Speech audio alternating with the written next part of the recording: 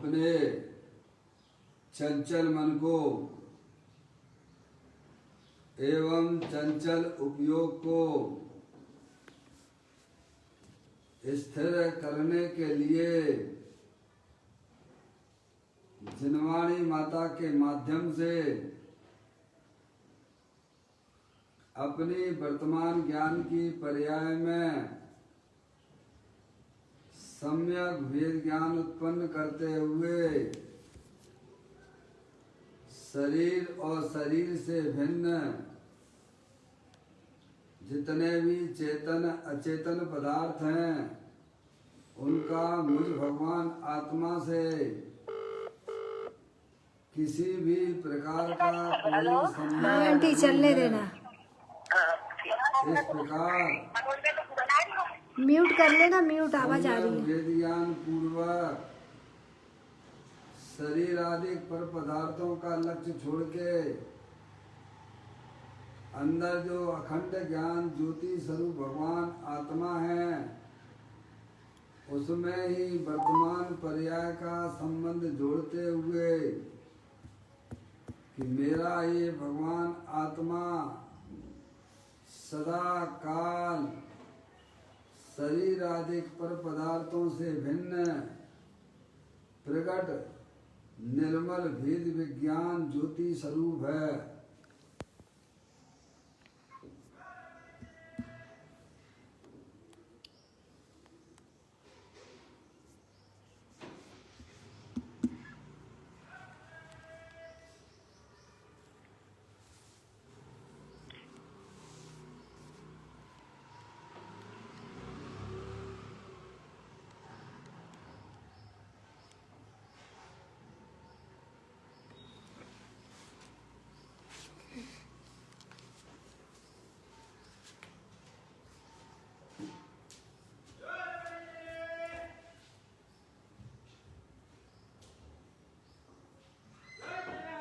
इसी प्रकार से संसार अवस्था में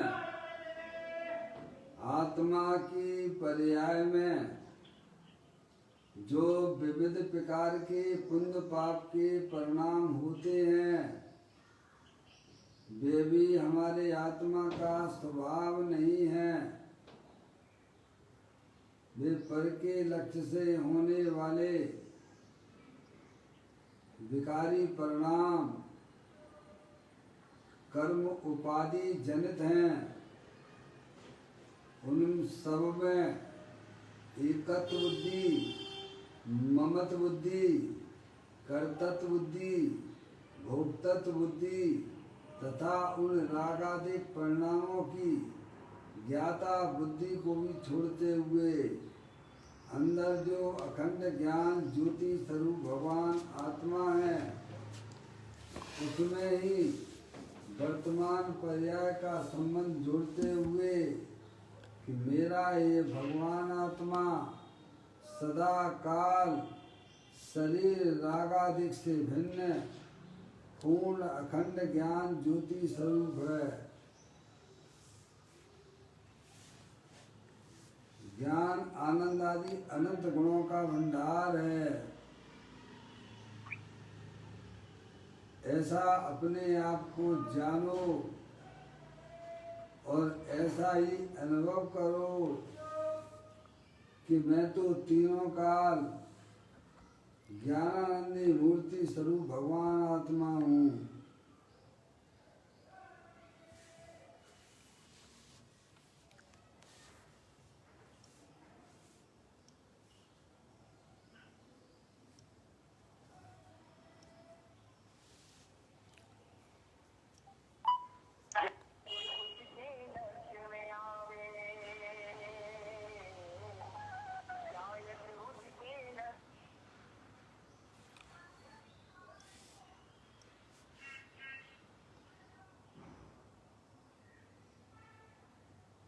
इसी प्रकार से संसार अवस्था में आत्मा की पर्याय में जो पर के लक्ष्य से होने वाला ज्ञान है वह इंद्रिय जनित ज्ञान है। वह खंड खंड ज्ञान है। उस समस्त परिलक्षी ज्ञान में भी सम्यक भेद ज्ञान उत्पन्न करते हुए कि मेरा ये भगवान आत्मा सदा काल शरीर रागादिक परिणतियाँ और परिलक्षी ज्ञान की पर्याय से भी भिन्न एकमात्र अखंड ज्ञान ज्योति स्वरूप है। ऐसा अपने आप को जानो और ऐसा ही अनुभव करो कि मैं तो तीनों काल शरीर रागादिक और परलक्षी ज्ञान की पर्याय से भी भिन्न एकमात्र अखंड ज्ञान ज्योति स्वरूप भगवान आत्मा हूँ।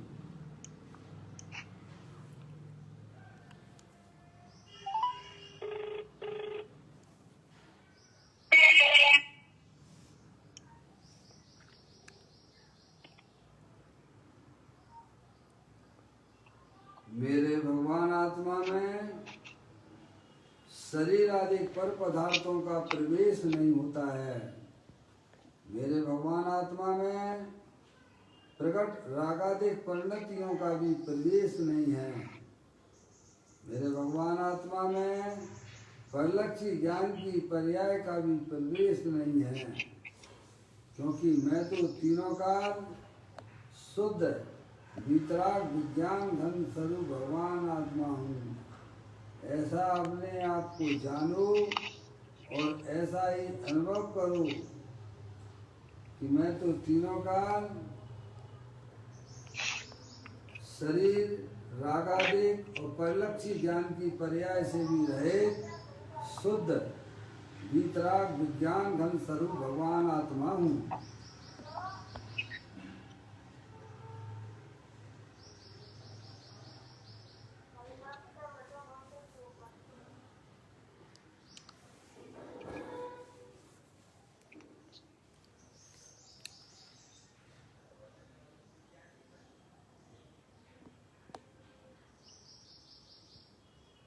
द्रव्य कर्म भाव कर्म नौ कर्म रहित शुद्धात्म स्वरूपो मेरा ये भगवान आत्मा वर्तमान में तीनों कर्मों से रहित ज्ञानावर्णादि 8 कर्म शरीर आदि 9 कर्म मोराग देश भाव कर्म इन तीनों कर्मों से रहित मैं तो परम पवित्र शुद्धात्मा हूँ। ऐसा अपने आप को जानो और ऐसा ही अनुभव करो कि वर्तमान में ही मैं द्रव्य कर्म भाव कर्म 9 कर्म से रहित परम शुद्धात्म स्वरूप हूँ।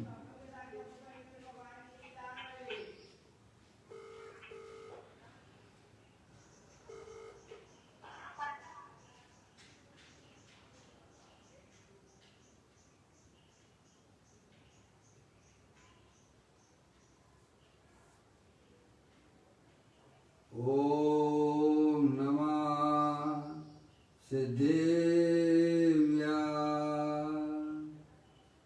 ओम नमः सिद्धेव्या ओम नमः सिद्धेव्या चिंतामणि सम स्वयं का चैतन्य तत्वमान है। निज का करूँ मैं चिंतवन निज का करूँ त्रदान में शुद्धात्माई देव है जो गुणवनंत निदान है। मैं स्वानुभव में देख लूं आत्मा स्वयं भगवान है। मैं स्वानुभव में देख लूं आत्मा स्वयं भगवान है।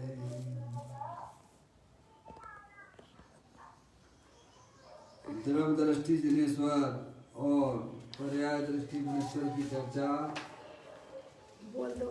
महान ग्रंथ के माध्यम से हम और आप यहाँ इसका स्वाध्याय कर रहे हैं। पुस्तक आप लोग निकाल लीजिएगा। संतोष आंटी को बोल दो कि भैया। संतोष आंटी आप अपना मोबाइल म्यूट कर लीजिए। आपके यहाँ से बच्चों की आवाज़ आ रही है। संतोष आंटी, बागलीवाल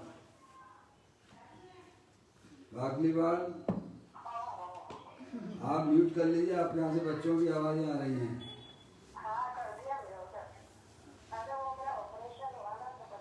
कोई बात नहीं है, लेकिन म्यूट करके सुन लीजिए। चलिए, यहाँ पर दृढ़ दृष्टि जनेश्वर और पर्याय दृष्टि फलेश्वर की चर्चा महान ग्रंथ के माध्यम से हम और आप यहाँ इसका स्वाध्याय कर रहे हैं।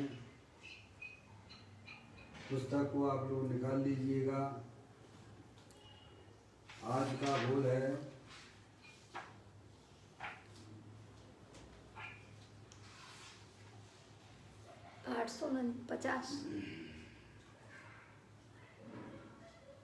850वें नंबर का बोल है। पेज नंबर 194 और 195 पे यह बोल आया है।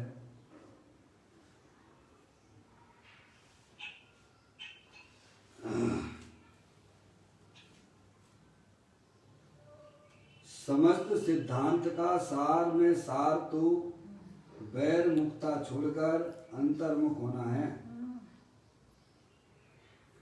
श्रीमद् राजचंद्र जी ने कहा है कि उपजे मोह विकल्प से समस्त यह संसार अंतर्मुख अवलोक तो विलय भूत नहीं बात। ज्ञानी के एक वचन में अनंत गंभीरता भरी है और वो भाग्यशाली होगा, उसे इस तत्व की रुचि होगी और उसके संस्कार दृढ़ होंगे। देखिएगा, पंच परमेष्ठी ने हमें यह समझाया बताया है कि अंतर्मुखता से ही वास्तव में धर्म की प्राप्ति होती है, सुख की प्राप्ति होती है, और वैर मुक्ता है वह वास्तव में संसार का कारण है। समझ में आया? प्रत्येक आत्मा तीनों काल वीतराग विज्ञान धर्म स्वरूप है। घट घट अंतर जिन बसे घट घट अंतर जैन मति मदरा के पान से मत वाला समझे नहीं। समझ, जिस सुख शांति के लिए जीव बाहर में पर का लक्ष्य करके सुख शांति प्राप्त करना चाहते हैं, ज्ञानी कहते हैं कि तुम सबसे पहले अपनी आत्मा के स्वरूप को पहचानो। आप शरीर नहीं हो, आप चेतनेश्वर भगवान आत्मा हो, अखंड ज्ञान ज्योति स्वरूप हो, तीनों काल विद्यमान वस्तु है, उसको पहचान कर फिर अपनी पर्याय को वैसा सम्यक वेद ज्ञान द्वारा अपने ज्ञायक प्रभु परमात्मा का आश्रय लेना, यही वास्तव में सुखी होने का विधान है और यही पर्याय में भगवान बनने का विधान है। समझ में आई वैसा? चारों अनुयोगों का सार यही है, वीतरागता है। क्या है? तीन भुवन में सार वीतराग विज्ञानता नमो उताय शिव स्वरूप शिवकार नमो प्रयोग समाज में। समझ में आया? तीन भुवन में सार वीतराग विज्ञानता। समझ में आया? अपना जो चैतन्य वस्तु है, जो तीनों काल शरीर राग आदि से भिन्न वीतराग स्वरूप है, ज्ञानानंद स्वरूप है, उस चैतन्य वस्तु में किसी भी पर द्रव्य का प्रवेश नहीं होता है। उस चैतन्य वस्तु में पर्याय में होने वाले जितने भी संकल्प विकल्प हैं पर के लक्ष्य से किए जाने वाले, उनका भी अपनी चैतन्य वस्तु में प्रवेश नहीं होता है। तो यहाँ यही हमें समझाया जा रहा है कि समस्त सिद्धांत का सार में सार तो वैर मुक्ता छोड़कर अंतर्मुख होना है। क्या करना है ऐसा? अगर आपको अपनी पर्याय में सुख शांति चाहिए तो आपको बुद्धि पूर्वक अपनी पर्याय को द्रव्य के सन्मुख करना पड़ेगा। सही बात। अगर आपको इस जन्म मरण के भव का अभाव करना है तो आपको बुद्धि पूर्वक अपने आत्मा को पहचान कर अपनी पर्याय का झुकाव द्रव्य के सन्मुख करना होगा। अगर ये काम अगर आपने नहीं किया और भले ही बाहर में कितने भी आपने अनुव्रत ले लिए हों, महाव्रत ले लिए हों, वो सब आपके जीरो हैं। समझ में आ गया भाई साहब? चाहे साध दशा हो चाहे साधक दशा हो, समझ गए नहीं आप? सबका लक्ष्य एक ही है, अंतर्मुखता है। समझ गए नहीं आप? अपने गायक प्रभु परमात्मा का आश्रय लेना, अवलंबन लेना, ये पर्याय का धर्म है। पर्याय के बिना जगत में कोई भी पदार्थ द्रव्य नहीं होता है, और द्रव्य वस्तु भी पर्याय के बिना नहीं होती है। होती हो तो आप बताइए, आप अगर होती हो तो आप बताइए, भाई बताना तो पड़ेगा है। आपको ऐसी जगत में कोई वस्तु दिखती हो जिसकी पर्याय ना हो, वस्तु हो, है? समझ गया? पर्याय तो है पर वस्तु नहीं है। ऐसी जगत में कोई वस्तु, चाहे वह जड़ हो अथवा चेतन हो, समझ गए आप? पर्याय जितना द्रव्य के पास में रहेगी उतनी वह पर्याय सुखरूप परिणमन करेगी, और जितनी पर्याय अपने द्रव्य से विमुख रहेगी उतनी दुखरूप परिणमन कर रही है। ज्ञानी की पर्याय जितनी आत्मा में लीन है उतना सुखरूप परिणमन करती है, और जितनी वैरमुक्ता है उनकी पर्याय में दुख है। अज्ञानी जीवों को द्रव्य पर्याय का स्वरूप ही नहीं मालूम है, तो वो जो निरंतर वैरमुखी है, अनंत दुखी हो रहे। समझा? भगवान ने इसको धर्म कहा है, इसको कहा है। अब आप कैसे कर सकते हो ये आपको सोचना चाहिए। भगवान तो बस मार्ग बताने वाले हैं, चलना तो हमें आप सबको पड़ेगा। समझ गए आप? हमारे यहाँ तो सब ठीक ठाक है वैसे, है नहीं? पता नहीं आपको प्रॉब्लम आ रही? हाँ, वो तो अभी नेटवर्क की कुछ प्रॉब्लम है, रहा करती हैं। मैं तो आपसे एक ही बात कहता हूँ, उस पर आ जाइए आप, फेसबुक पे आपको कहीं कोई दिक्कत नहीं आएगी, है नहीं? आजकल नेटों में भी ज़्यादा पैसे थोड़ी लगते हैं। तुम्हें क्या कहते हैं? वैर मुक्ता दुख है, अंतर मुक्ता सुख है। जे त्रिवन में जीव अनंत सुख चाहे दुखते भयबंद। सभी जीव सुख तो चाहते हैं, लेकिन वैर मुक्ता छोड़ना नहीं चाहते। क्या वैर मुक्ता जब तक आप नहीं छोड़ोगे तब तक आपकी पर्याय में भाई साहब सुख की पर्याय, अतिनिज आनंद की पर्याय प्राप्त नहीं होगी। मनुष्य पर्याय मिली है, आप इसमें विवेक कीजिए, ज्ञान कीजिए। आप अगर मनुष्य पर्याय में भी अपनी पर्याय का आश्रय द्रव्य नहीं हो पाया तो भाई साहब अन्य पर्याय में आप कल्पना ना करना। समझ में आई? अगर आपने इस मनुष्य पर्याय में इतना बढ़िया समागम मिला है, माँ जनवाणी माता मिली है, अरिहंत परमात्मा का समागम मिला है, यहाँ भी अगर आपको तकलीफ हो रही है अंतर्मुख होने में, तो आप समझ लीजिए आप कहीं भी नहीं हो पाओगे। आप इससे बढ़िया ऊंची स्टेज आपको मिलने वाली नहीं है। समझ गए नहीं आप? आप जहाँ वर्तमान में हैं बहुत अच्छी जगह है। समझ में नहीं आप? इसीलिए अपनी समझदारी यही है कि अपन को अपनी पर्याय कैसे अंतर्मुख हो उसका उपाय करना चाहिए। यानी सच्चे ज्ञान किए बिना किसी की भी पर्याय अंतर्मुख नहीं होती है। अंतर्मुख का मतलब ये है कि जो पर्याय जो है ना वो द्रव और वैभाविक परिणतियों का भी आश्रय छोड़ दे, पर्याय का भी आश्रय छोड़ दे और द्रव के सन्मुख होकर काम करने लग जाए। इसी का नाम अंतर्मुखता है। समझे आप? तो कहते हैं समस्त सिद्धांत का सार में सार तो वैर मुक्ता छोड़कर अंतर्मुखता है। आदि लाइन में पूरे सिद्धांत की बात कर दी आप। समझे आप? क्या समझ आप? यही है, वो सब भेद ज्ञान के द्वारा पॉसिबल है। क्या समझ आई? पर्याय की अंतर्मुखता भाई साहब सच्चा ज्ञान कीजिए आप कि आप चेतनेश्वर भगवान आत्मा हो, अमूर्तिक हो, अनंत शक्तियों के भंडार वाले हो।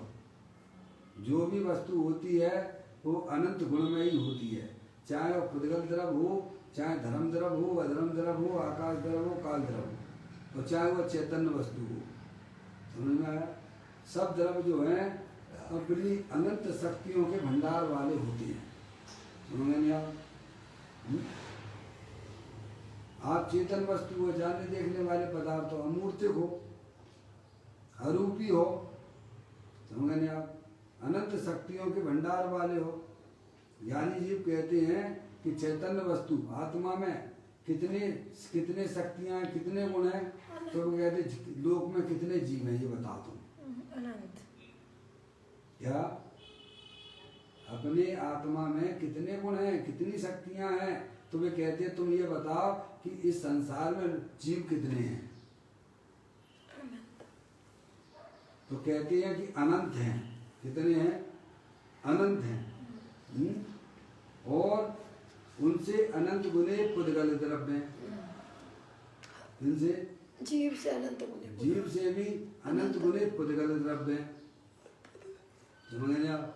और उनसे भी अनंत गुने, पुद्गल द्रव्य से भी अनंत गुने तीन काल के समय है। उनसे भी अनंत, और उनसे भी अनंत गुने करते जाइए, अनंत का अनंत में गुणा। आकाश के, और उनसे भी अनंत गुने आकाश के प्रदेश हैं। और उनसे भी अनंत गुने एक जीव द्रव्य में इतनी गुण, इतनी शक्तियां हैं। समझ गए आप? और उसके मालिक आप हो। समझ गए आप? पर हमें अपनी आत्मा का ज्ञान ही नहीं है। कभी अत्यंत परमात्मा की बात आत्म कल्याण की दृष्टि से सुनिए आप। क्या? और ऐसे ही नहीं है, आप अपनी तर्क से, युक्ति से, न्याय से उसको अपनी कसौटी में कसिएगा। जब तक आप अपने ज्ञान की कसौटी पर नहीं कसोगे तब तक आपको आत्मिक आनंद मिलने वाला नहीं है। समझ रहे हैं आप? हर चीज आप लौकिक की अपने ज्ञान की कसौटी पर कसते हो, हैं? तो आपको अपने अतिंद्रिय आनंद लेना है तो अपनी चैतन्य वस्तु को भी अपनी ज्ञान की कसौटी पे आपको कसना पड़ेगा। समझ गए आप? ये नहीं है कि गए भगवान मंदिर में गए, दर्शन करे आए, 2-3 मालाएं जप ली आपने तो हमारी आत्मा की पर्याय में सुख हो जाएगा। 3 काल में होने वाला नहीं है। समझ में आया भैया? व्यर्थ में टाइम बर्बाद ना करो। पाप से बचने के लिए शुभ परिणाम आते हैं, बात अलग है। ज्ञानियों को भी आते हैं, ज्ञानियों को भी हैं भाई साहब। पाप से बचने के लिए शुभ भाव आते हैं, पर वे शुभ भाव को धर्म नहीं मानते हैं। धर्म तो जब ही हो सकता है जब हमारी पर्याय अपने द्रव्य के सन्मुख होकर कार्य करे। या द्रव्य के सन्मुख होकर पर्याय नृत्य करती है, उसका नाम वास्तविक भक्ति है। जो पर्याय अपने द्रव्य के सन्मुख होकर नृत्य करे उसका नाम भक्ति है। समझ आया? इसे ही भगवान ने धर्म बताया है।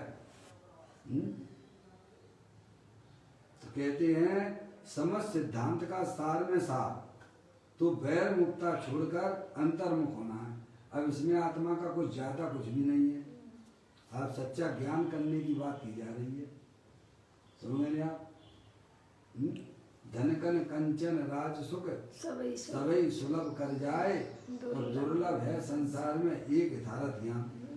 आप लौकिक पढ़ाई पढ़ी आपने, समझ गया, कितना दिमाग लगाते हो इंजीनियरिंग में, डॉक्टरी में, बताओ कितने संकलित परिणाम होते हैं।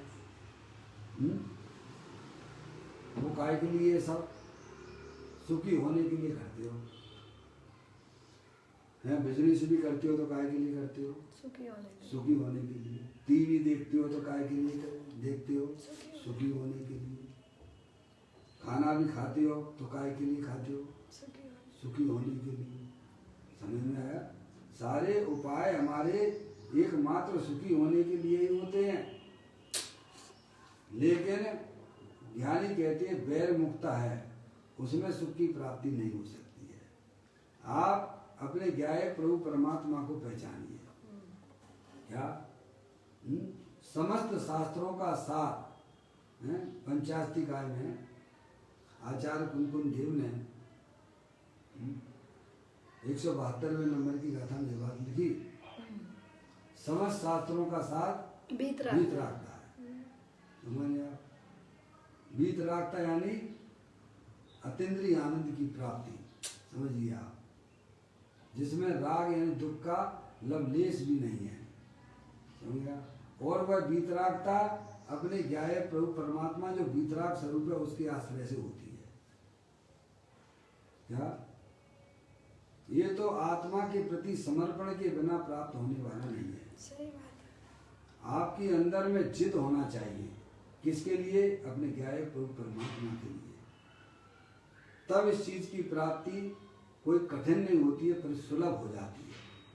जैसे हम पर पदार्थों की जिद करते हैं प्राप्त करने के लिए, लड़ाई झगड़ा भी करने लग जाते हो, दुखी भी हो जाते हो, हैं? जब तक वह चीज ना मिल जाए तब तक आप बेचैन रहते हो। ऐसे ही हमें अपनी आत्मा की प्राप्ति के लिए अंदर में यह जिद होना चाहिए कि यह मनुष्य पर्याय तो वास्तव में हमारे आत्मा के स्वरूप को समझने के लिए ही होना चाहिए। श्रीमद् राजचंद्र जी ने यही तो कहा है ना, कि तुमने शरीर के खातिर अनंत भाव निकाल दिए। अब यह भाव जो मिला है आपको मनुष्य पर्याय का, है भाई साहब, ये आत्मा के लिए होना चाहिए। किसके लिए? अनंत भाव शरीर के खातिर निकाले हैं, और यह भाव जो आपको पास में है इसमें केवल जो है ये आत्मा के लिए समर्पित कर दीजिएगा। समझ गए आप? तो यह सौदा बहुत सस्ता है। देखो ना आज क्या हो रहा है, आप देखिए, हर जीव का इस समय मरा जा रहा है, दुखी हो रहा है, वैर मुक्ता से दुखी है। शरीर को अपना माने हुए यही सबसे बड़ी दुख की परंपरा यही से चालू हो जाती है। क्योंकि आप शरीर नहीं हो, आप अमूर्तिक हो, चेतनेश्वर पदार्थ हो, अनंत शक्तियों के भंडार वाले हो। ऐसा पर्याय को सच्चा ज्ञान तो हो पहले।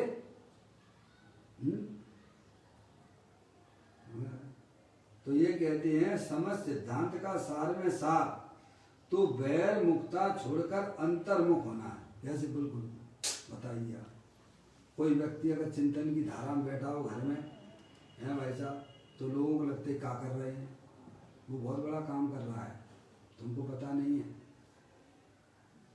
जिसके अंदर में पर्याय में चिंतन की धारा चल रही है अपने ज्ञाय प्रभु परमात्मा की, है, वो अनंत भावों का अभाव करता जा रहा, वहीं बैठे ही बैठा कर रहा है। समझेंगे नहीं आप? तो भगवान की खूब पूजा भक्ति करो गैरमुखी होकर, समझेंगे आप? उसमें संसार बढ़ता है, और अंतर्मुक्ता में भाई साहब अनंत भावों का अभाव हो जाता है। यही तो कहा है आपने, कोटि जन्म तप तपे ज्ञान बिन कर्म धरे जे, ज्ञानी के क्षण माई त्रिगुप्ते सहज डरे। समझ नहीं आप? पर्याय में जो सहजपना आएगा वो अपने ज्ञाय प्रभु परमात्मा के आश्रय से आएगा। पर्याय में जो असहजपना है, विकृति है, वह तो वास्तव में पर के लक्ष्य से हो रही है। समझ में आया? थोड़ा आपको अभ्यास करना पड़ेगा। अनादिकाल से हमारा अभ्यास वैर मुक्ता का है। उसे तत्व ज्ञान के अभ्यास के द्वारा ज्ञानियों ने वह एकदम जो है सरल कर दिया है। समझ, सतगुरु कहें सहज का धंधा, वाद विवाद करे सो अंधा। ये सब अभ्यास के द्वारा उपलब्ध होता है। तो कहते हैं समस्त सिद्धांत का सार में सार तो वैर मुक्ता छोड़कर अंतर मुक्ता होना। पर्याय भी आपके पास में, द्रव्य भी आपके पास में, अब देरी किस बात की है? द्रव्य भी आपके पास में है, आप स्वयं द्रव्य स्वरूप हो। पर्याय भी आपके पास में है। अब जरूरत है उसकी रुचि की। किसकी? आज सुबह भी तो आया था रुचि का। बिना रुचि के आपको अपना आत्मा मिल नहीं सकता है। जब आपको ही अपनी आत्मा की नहीं पड़ी है तो भाई साहब दूसरा क्या कर देगा ये बता। हमारा आत्मा अनंत बार समूह शरण में गया कि नहीं गया, भगवान के पास गया कि नहीं गया, लेकिन हमें अपने आत्मा की रुचि अंदर नहीं थी। बाहरी देखा देखी में वहीं पर बस में अटक गया और चलाया। समझा? पर्याय की उलझन आपने स्वयं पैदा की है और आप स्वयं ही दूर कर सकते हो। समझा? उलझन होती है पर्याय में, कहाँ होती है? वो उलझन मात्र एक समय मात्र की है।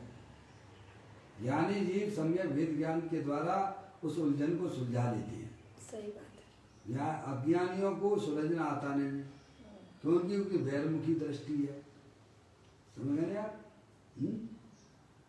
तो कहते हैं समस्त सिद्धांत चारों अनुयोगों का सार यही है कि भाई साहब प्रथमानुयोग पढ़ो, ज्ञानियों को कोई परेशानी नहीं है। कर्णानुयोग पढ़ो, उससे भी उन्हें कोई परेशानी नहीं है। द्रव्यानुयोग पढ़ो, उससे भी उन्हें कोई परेशानी नहीं है। चरणानुयोग पढ़ो, उनसे भी कोई उनपे जो है परेशानी नहीं है। वे तो कहते हैं तुम चुपचाप जो है भाई साहब पर का लक्ष्य त्याग दो और अपने गायक प्रभु परमात्मा का आश्रय ले लो। क्या कहते हैं? समझ नहीं आई? जैसे हम सम्यक शिखर जी की यात्रा ऊपर चढ़ते हैं, घंटों में चढ़ पाते हो और 10 मिनट नहीं बैठते आप वो भगवान के पास में, पार्श्वनाथ भगवान के पास में। 10, 15, 20 मिनट आप चुपचाप शांति से मैं कह रहा हूँ 10 मिनट भी नहीं बैठते हो आप। कितना कष्ट सहन करके अजीब भाई साहब वहाँ पार्श्वनाथ भगवान की प्रतिमा के पास वहाँ पहुँचता है चरणों में, लेकिन 10 मिनट नहीं बैठेगा। चुपचाप शांति से आंखें बंद करके भाई साहब, अब आंखें तो बंद जब हुआ समझ में आई जो कुछ ज्ञान में हुए तब जब वर्तमान ज्ञान की पर्याय में तुमने कुछ कमाई करी हो तत्व की समझ, तब तुम्हें शांति मिलेगी।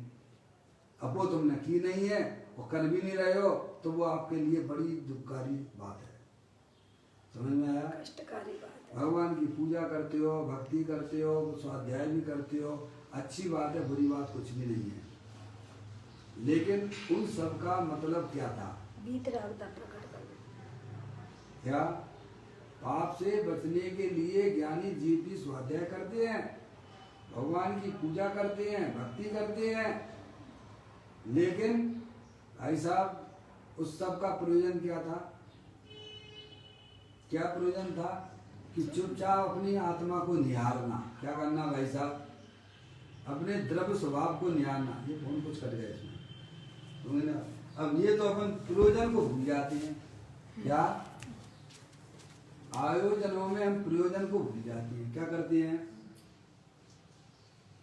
जैसे लड़की की शादी आपको करनी है तो लड़की की शादी है भाई साहब कब कहलाएगी? लड़की की शादी हो गई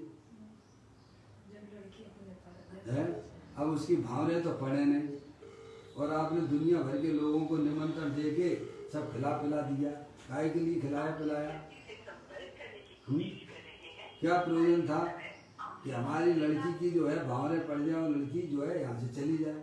बताओ भावनाओं के समय कितने लोग रुकते हैं? सब खा पी गए और भावनाएं ना पड़ी। बोलो तो क्या प्रयोजन था इतना बड़ा अनुष्ठान करने का? ऐसे ही हम धार्मिक कार्य करते हैं, उसमें अपने प्रयोजन को भूल जाते हैं। क्या प्रयोजन है उसमें? सारे धार्मिक आयोजनों में हमारा प्रयोजन क्या है? तो ज्ञानी कहते हैं कि पर्याय का द्रव्य के सन्मुख होना। क्या अगर आपने प्रयोजन पर ध्यान नहीं दिया और आयोजनों में उलझे रहे तो हमारा इस संसार का कभी भी अभाव हो सकता नहीं है। समझ में आई भाई साहब? हम यही गलती करते हैं, बारंबार यही गलती हमसे होती है। ऐसा नहीं कि हमारे आत्मा ने कभी भी भाई साहब 28 मूल गुण का धारण नहीं किया। ये तो ग्रंथ तो बोलते हैं ना, बताते हैं ना, मुनि व्रत धार अनंत बार गिरह उपजायो, निज आत्म ज्ञान बिना सुख लेस ना पायो। क्या नहीं किए हमने बैलमुखी होकर, धर्म के नाम पर क्या नहीं हुआ, लेकिन उन आयोजनों में हम प्रयोजन को भूल जाते हैं। ये अनादिकाल की कुटेव है। एक चोर भी ये समझदार होता है, किसी के घर जाता है तो अपना प्रयोजन ध्यान रखता है। क्या कह कैसे वो अब कैसे में लोगों की नजरों से चुरा के कैसे में वो अपना प्रयोजन सिद्ध कर लेता है।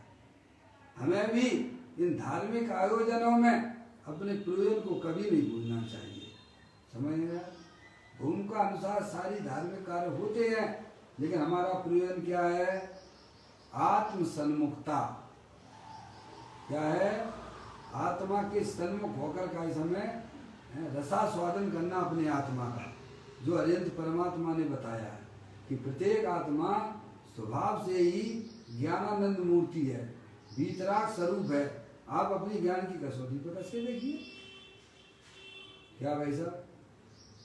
भगवान ने जो बताया है यह बात सत्य है या नहीं, अब इसका निर्णय कौन कर? ऐसे सत्य कहने में मजा नहीं आता है। समझ नहीं आप? जो तो आप यहाँ पर जैन धर्म में पैदा हो गए, इसीलिए आपके अरिहंत भगवान हो गए। कल आप जो है हिंदू में हो जाओगे पैदा तो वहाँ जो है शंकर आदि को भगवान मानने लग जाओगे, माने ही है। मुसलमान हो जाओगे तो अल्लाह अल्लाह को याद करने लग जाओगे।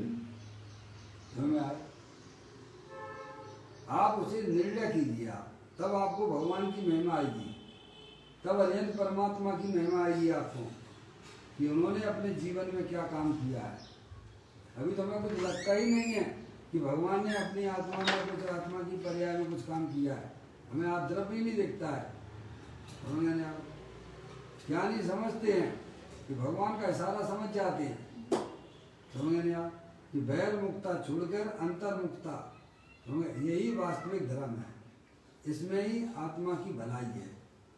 निरंतर अपने उपयोग को चंचल करते रहना है भाई साहब, पर द्रव्यों से प्रेम करना, ये आत्मा के लिए अहितकारी परिणाम है। इसीलिए समस्त सिद्धांत का सार समझ नहीं आप चारों अनुयोग पढ़िए, लेकिन अपने घर जरूर आ जाइए आप। क्या अपने घर यानी चैतन्य अपना घर है। त्रियंच गति का जीव भी होता है, पशु होते हैं, संगी पंचेंद्रिय होते हैं। सुबह निकल जाते हैं चरने के लिए, लेकिन शाम को अपने घर आ जाते हैं। क्या हम त्रियंच गति से भी गए बीते हैं क्या?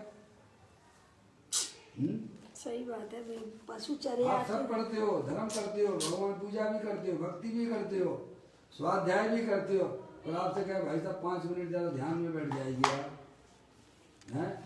अब वो नहीं कर पाते तो उसी का अभ्यास करो ना भाई साहब, हैं? उसी के अभ्यास के लिए जनवाणी हुआ करती है। तो कहते हैं समस्त सिद्धांत का सार में सार तो बैर मुक्ता छोड़कर अंतर्मुख होना है। बैरमुख कौन है? जो बैरमुख है वही अंतर्मुख होता है। जो बैरमुख है वही अंतर्मुख होता है। बैरमुख कौन है? पर्याय है। अंतर्मुख कौन होगा? पर्याय होगी। द्रव्य तो तीनों काल स्थिर है, ना कहीं आता है ना जाता है। ज्ञानानंद मूर्ति है, अनंत शक्तियों के भंडार वाला है, ना कहीं आता है ना जाता है। समझ गया? तो कहते हैं सार में सार तो बैर मुक्ता छोड़कर है, यानी पुण्य पाप की सर्वप्रथम रुचि छोड़ दीजिए आप। जब तक हमारी अंदर पर्याय में पुण्य पाप की रुचि बनी हुई है, तब तक आपकी पर्याय में कभी भी बैर मुक्ता नहीं हो सकती। कभी भी आत्म सन्मुखता नहीं हो सकती है। जब तक पुण्य पाप की रुचि हमारे हृदय के अंदर विद्यमान है तब तक उस पर्याय का कभी भी अंतर्मुखता नहीं होगी। सर्वप्रथम अपने आत्मा की रुचि जागृत करके समझे? जिस प्रकार से पाप की रुचि हमारे लिए हितकारी है ऐसे ही पुण्य की रुचि भी है। पुण्य करते करते हमारा कल्याण हो जाएगा। ऐसी अगर आपके मन में ज्ञान की पर्याय में चल रहा है तो आपका कभी भी कल्याण होने वाला नहीं है। भगवान भला कर देंगे, भगवान के भरोसे छोड़ देना भाई साहब है, समझ आप, कभी भी हमारी पर्याय में आत्मा का कल्याण नहीं होगा। जिन पुण्य पापो नहीं कीना आत्म अनुभव चेत दीना तिन्ही विधि आवत रुके संबर लय सुख अवलुके। देखिएगा आप हर समय कोशिश हमारी यही रहे कि हमारी पर्याय द्रव्य के सन्मुख रहे। द्रव्य यानी चेतन वस्तु अरूपी है, अमूर्तिक है, समझ नहीं आप अभ्यास तो कीजिए। अब अभ्यास ही नहीं करोगे आपने अपने जीवन में बहुत चीजों का अभ्यास किया है तब आपको वो चीजें प्राप्त हुई हैं। आप तत्व का अभ्यास कीजिए तो आपको वह वस्तु प्राप्त हो जाएगी, पर अभ्यास नहीं करोगे तो नहीं मिलने वाली। ताते जनवर कथित तत्व अभ्यास करीजिए, संशय विभ्रम मोह त्याग आपको लग लीजिए। अगर पर्याय को आत्मसन्मुख करना है तो ज्ञानी कहते हैं कि भाई साहब वस्तु स्वरूप का सच्चा ज्ञान करिए। आप चेत निसर भगवान आत्मा हो, अरूपी हो, अनंत शक्तियों के भंडार वाले हो। सर्वप्रथम ऐसा सच्चा ज्ञान करो और मेरी पर्याय को सुखी होना है तो अपनी आत्मा के पास जाना पड़ेगा। बाद में तुझे कहीं भी सुख मिलने वाला नहीं है। मिल जाता ना।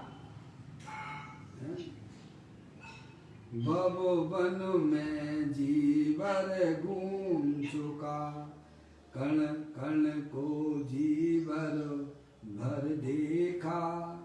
मृग सम मृग तृष्णा के पीछे मुझको न मिली सुख की रेखा। कब से हम ऐसा अनादि से पंच इंद्रिय के विषयों की तरफ हमारा जो ध्यान जा रहा है, जो हमारा दर्शन जाता है, जो वीर जो है जाता है, वह जो है संसार का कारण है। आत्म सन्मुख होकर पुरुषार्थ करना वैसा वही ज्ञानियों ने धर्म कहा है। वह समझ सम्य दृष्टि जीवों से लेके सभी ने अपनी पर्याय में प्रकट किया है। तो कहते हैं समझ सिद्धांत का सार में सार तो बहिर्मुखता छोड़कर अंतर्मुख होना। आगे आपको समझना ये कला आना चाहिए कि हमारी पर्याय कैसे द्रव्य के सन्मुख हो जाए। समझ नहीं आप? हमारा धार्मिक कार्यों में निरंतर यही प्रयास चलता रहना चाहिए। और ये चीज अगर आपने छोड़ दी तो भाई साहब आप कितना भी कुछ कीजिए धर्म के नाम पर हैं, ऐसा आपकी आत्मा का कल्याण कभी नहीं हो सकता है। फिर कहते हैं श्रीमद राजचंद्र जी ने भी यही कहा है। क्या क्या? उपजे मोह विकल्प से समस्त यह संसार अंतर्मुख अवलोक से विलय हुए होत निसार। क्या ये विकल्पों का अभाव कैसे होगा भाई साहब? तो कहते हैं अंतर्मुखता से होगा, वैर मुक्ता से नहीं होगा। फिर कैसे होगा? ये विकल्पों का अभाव जो हमारे निरंतर टेंशन टेंशन दुखी दुखी दुखी। तो श्री महाराज चंद जी भी कहते हैं कि भाई साहब जितने भी हमारी पर्याय में रागादिक परिणतियाँ हो रही हैं उनका अभाव तो अंतर्मुक्ता से होता है, वैर मुक्ता से नहीं होता है। क्या? उपजे मोह या विकल्प से हमारी आत्मा की पर्याय में जो विकल्प उत्पन्न होते हैं वे अज्ञानता की पैदाइश है। उपजे मोह विकल्प से समस्त यह संसार, इसी का नाम संसार है। पर्याय में विकल्पों की उत्पत्ति होना, ये आत्मा का संसार है, समझ नहीं आप। और इसका अभाव जो है अंतर्मुख अवलोक तय, कैसे होता है बोले दूसरा कोई उपाय नहीं है। हम सोच रहे हैं कि भाई साहब मैं खूब पैसा ऐसा इकट्ठा कर लें, इसी तब हमें शांति मिलेगी, पर्याय बिल्कुल नहीं मिलने वाली है। समझ नहीं आप। आजकल तो लोगों का जो है 10 प्राण तो हैं ही, लेकिन 11वां प्राण हो गया पैसा। क्या हो गया है? 11वां प्राण हो गया। चमड़ी चली जाए पर दमड़ी नहीं छोड़े, ऐसी पकड़ उसकी पर्याय में परद्रव्यों की पड़ी हुई है। अपनी पर्याय में जो रागादिक परिणतियां हैं उनका अभाव परद्रव्यों के संग्रह करने से नहीं हो सकता है। वह तो सम्यक भेद ज्ञान के द्वारा ही उनका नाश हो सकता है। ये श्रीमद् राजचंद्र जी ने ये लिखा, उपजे मोह या विकल्प से समस्त यह संसार है। संसार कहाँ पर है? आत्मा की विकार रूपी परिणति एक समय की है, वही वास्तव में आत्मा का संसार है। और वह विकल्प का अभाव हो गया, ज्ञानी भेद ज्ञान के द्वारा उस विकल्प का अभाव कर लेते हैं, उतनी उतनी उनकी पर्याय में मुक्ति होती चली जाती है। समझ लेंगे आप। भेद ज्ञान साबु भयो समरस निर्मल वीर, धोबी अंतर आत्मा धोबे निजगुण जीव। यानी ये उपाय करते हैं। क्या करते हैं? पर से प्रेम करना छोड़ देते हैं, पर द्रव्य का लक्ष्य करना भी छोड़ देते हैं। उन्होंने अपनी आत्मा का जानकारी करके अपनी आत्मा से प्रेम करते हैं। परिचय के बिना प्रीति नहीं होती है और प्रीति के बिना समर्पण होता नहीं है। आज हमें अपनी आत्मा के प्रति प्रेम क्यों नहीं है? क्योंकि हमें अपनी आत्मा का परिचय नहीं है। क्या आज हमें अपनी आत्मा के प्रति प्रेम क्यों नहीं उमड़ता है? क्योंकि अभी आपकी पर्याय में आत्मा का ज्ञान नहीं है, समझ आप, परिचय नहीं है। और जब आपको आत्मा का परिचय हो जाएगा तो स्वयं आपकी पर्याय अपनी आत्मा से प्रेम करने लगेगी और पर का प्रेम टूट जाएगा आपका, समझ आप। इसलिए जे स्वरूप समझे बिना पावे दुख नहीं, समझ गया। अपने स्वरूप को पहचानिए, अपने आत्म वस्तु को पहचानिए।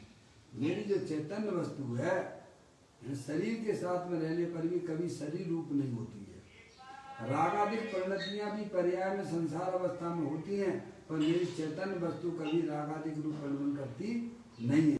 कब भागेंगे? जब आप अपनी पर्याय में जागृति लाओगे तब हटेंगे। समझेंगे आप। हमारे मुनराज हैं, बताओ कभी सोते हैं क्या?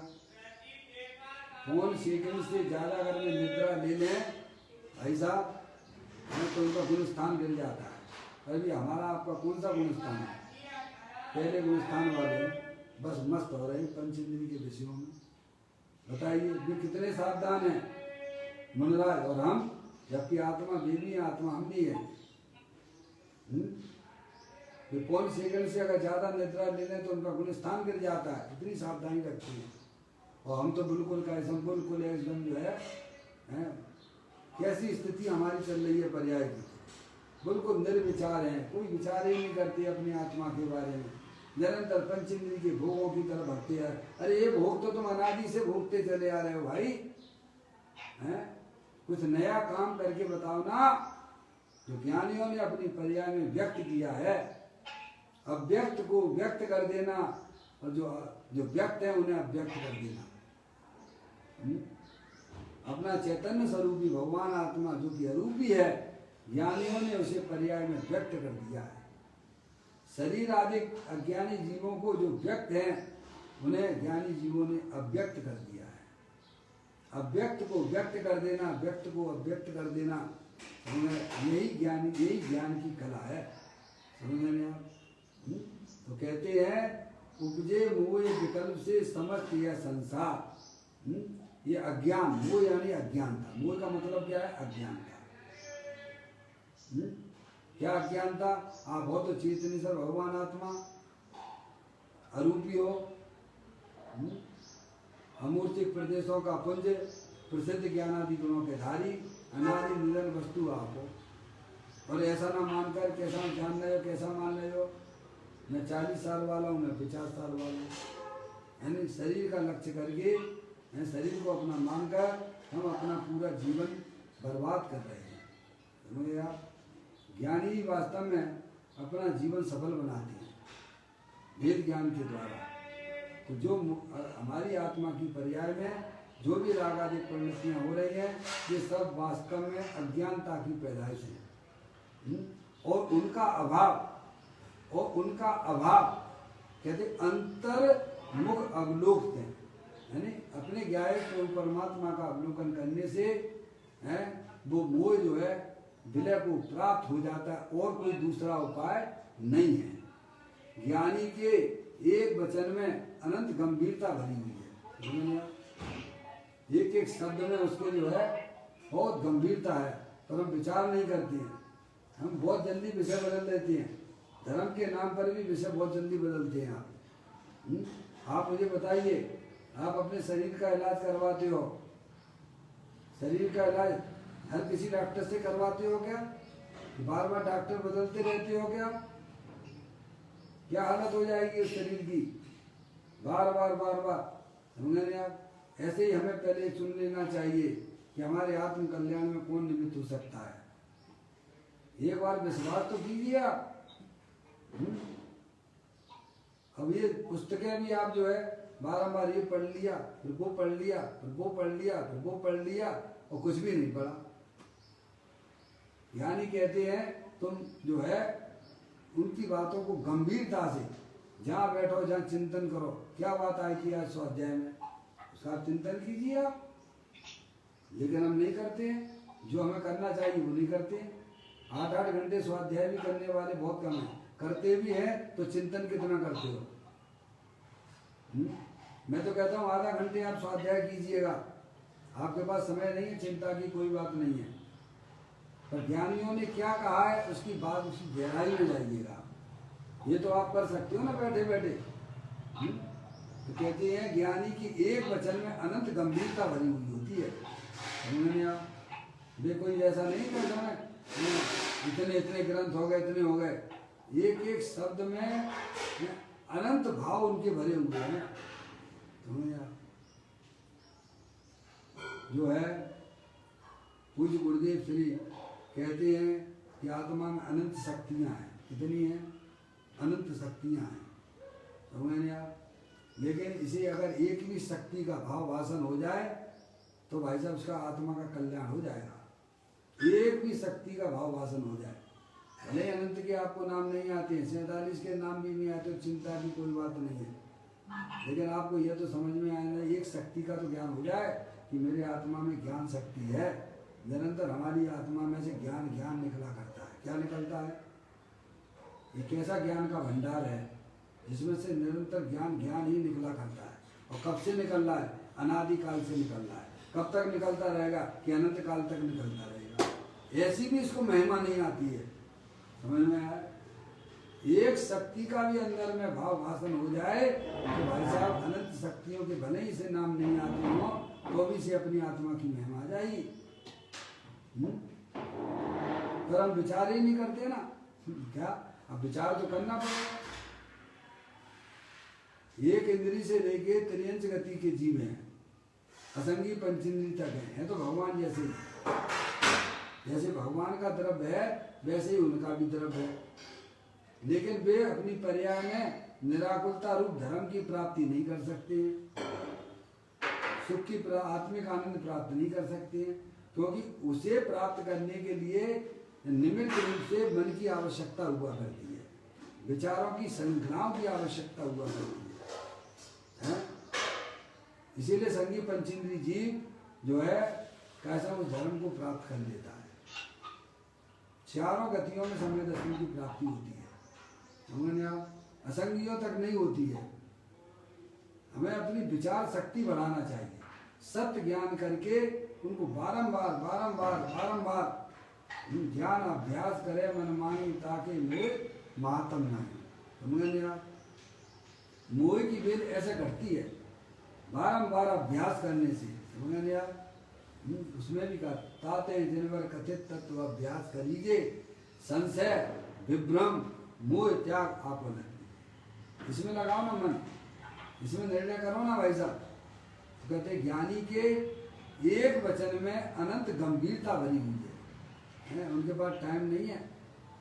यही हमारे लिए बहुत बड़ी बात है कि भाई साहब आचार्य कुंकुन आदि ने हमारे लिए ग्रंथ लिख के रख दिए। नहीं तो वे तो कहे हम अपने आत्मा में मस्ती रहते हैं। वो तो हमारे पुण्य की वजह से उनकी पर्याय में राग की उत्पत्ति हुई और ग्रंथ लिख गए, समझिए आप। कोई आलतू फालतू चीजें नहीं लिखती उसमें। तो ज्ञानी के एक वचन में अनंत गंभीरता भरी है। अहो भाग्यशाली होगा उसे इस तत्व की रुचि होगी, जिसे अपने आत्मा की रुचि होगी, जिनवर देव के द्वारा अगर बताए हुए तत्व की रुचि होगी, वे जीव भाग्यशाली ही होंगे। समझ गए आप? देखो नहीं दिगंबर समाज में कितने जैन हैं, अभी तो जो है पूरा बदल ही गया है। गुरुदेव के समय तो बहुत ही बदला हुआ था, अब तो फिर भी तत्व की बातें होने लग गई हैं। समझ में आया? ये तत्व की बातें कहाँ गोल हो गई हैं। बस भगवान की पूजा करो भाई साहब, भगवान की भक्ति करो, हैं तुम 2 प्रतिमा ले लो, 4 प्रतिमा ले लो, हैं प्रतिमा कैसे ले लोगे भाई साहब? सम्यक दर्शन की अपने आत्मा का दर्शन किए बिना किसी को प्रतिमा होती ही नहीं है। समझ गए नहीं आप? आत्मा को आप जानते नहीं हो, समझ गए? तो कैसे आपको प्रतिमा होगी? अब ये चल रहा है। इसीलिए 260 नंबर के पेज में पंडित टोडरमल जी साहब ने यही बात लिखी है वहां पर। देखो तत्व विचार की महिमा तत्व विचार के बिना देवादिक की प्रतीति करे, बहुत शास्त्रों का अभ्यास करे, अनुव्रत भी पाले, महाव्रत भी पाले, तपस्या भी करे, तो भी इसे सम्यक की प्राप्ति नहीं हो सकती है। किसके बिना? ध्यान रखिएगा, तत्व विचार के बिना। समझे? कितना भी ये करे बाहर में, कितना भी स्वाध्याय कर लें, तत्व का विचार नहीं करे तो भी ये सम्यक का अधिकारी नहीं होता है। कितना बड़ा भी त्यागी बन जाए बाहर में, लेकिन तत्व का विचार नहीं करे, जिन्हें देव परमात्मा ने जो तत्व बताया उसका निर्णय ना करे, तो भी से जो है सम्यक की प्राप्ति नहीं होती है। और तत्व विचार वाला इन चारों के बिना भी सम्यक का अधिकारी हो जाता है। इसीलिए विचारों की श्रृंखलाओं में आत्म कल्याण में बहुत ही निमित्तकारी होता है। समझ आप? अपनी शक्तियों को व्यक्त करने में चिंतन की धारा, सत तत्व की चिंतन की धारा हमारे लिए बहुत ही उपयोगी हो जाती है। समझ में आया? हमारे आपके पास में मन है, सत्य तत्व विचार में लगाइए भाई साहब। तो कहते हैं भाग्यशाली होगा उसे इस तत्व की रुचि होगी, अपने चैतन्य तत्व की रुचि होगी।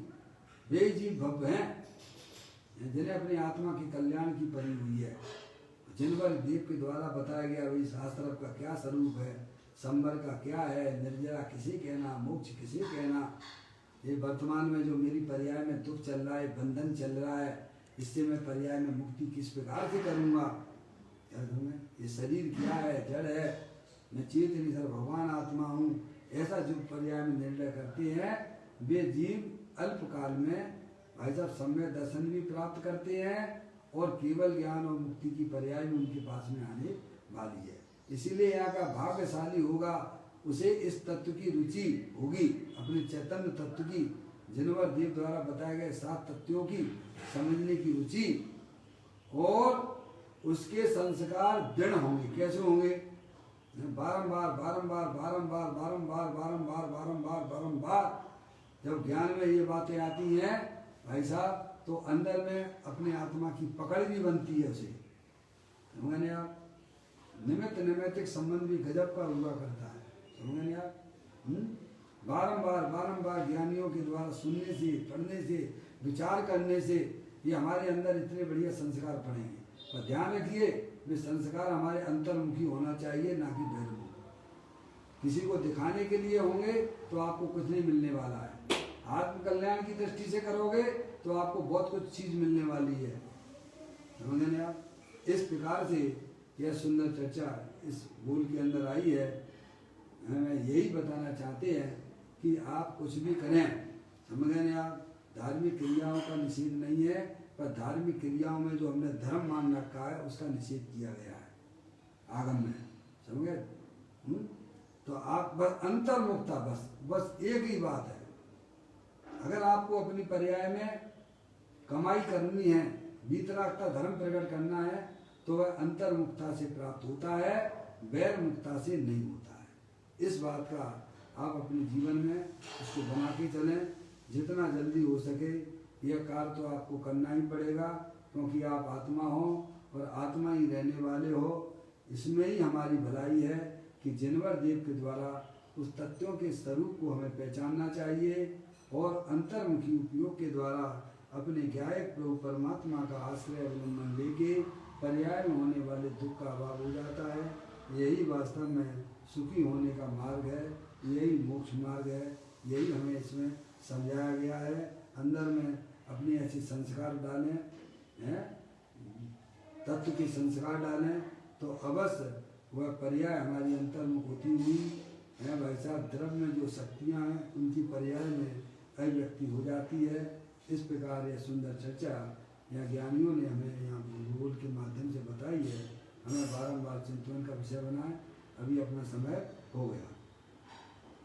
निज निधि निज में बताई, यह अनंत अनंत उपकार है, उसके लिए जिन वाणी माँ को वंदना सतवार है, वंदना सतवार है।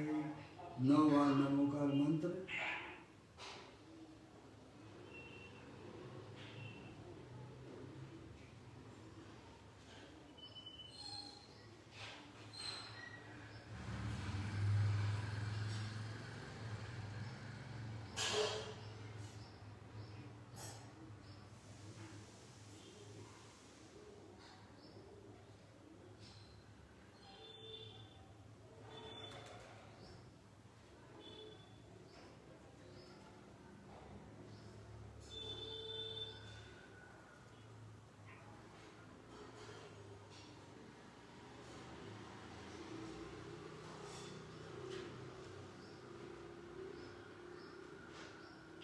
बोलो द्वादशांग जनवाणी माता की जय, महान जैन धर्म की जय। सभी साधर्मी आत्मार्थी बंधुओं को सादर जय जिनेंद्र, जय जिनेंद्र, जय